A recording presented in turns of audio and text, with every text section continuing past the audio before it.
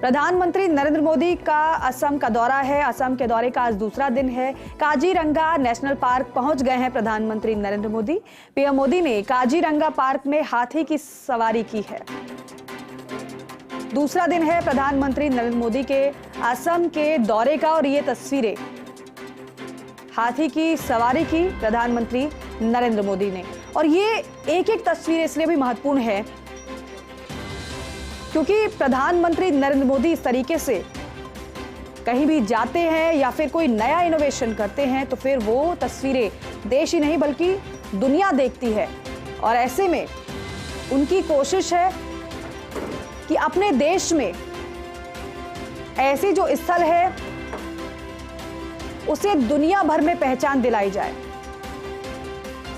और ये एक्सक्लूसिव तस्वीर आपको हम दिखा रहे हैं। प्रधानमंत्री नरेंद्र मोदी हाथी पर सवार।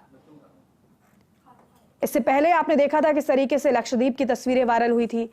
द्वारकाधीश जब गए थे, वो द्वारका गए थे, दर्शन किए थे और वहां पर भी इसी तरीके से उनकी तस्वीरें वायरल हुई थी।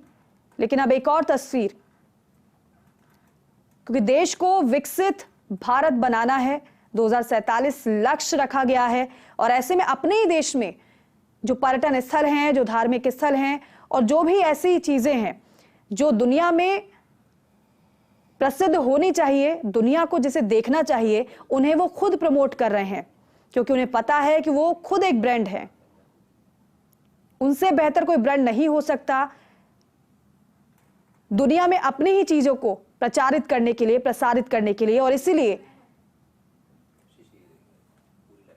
इस तरीके से उनकी कोशिश इन तस्वीरों के माध्यम से हम हर बार या यूं कहें कि कई बार हम देख चुके हैं।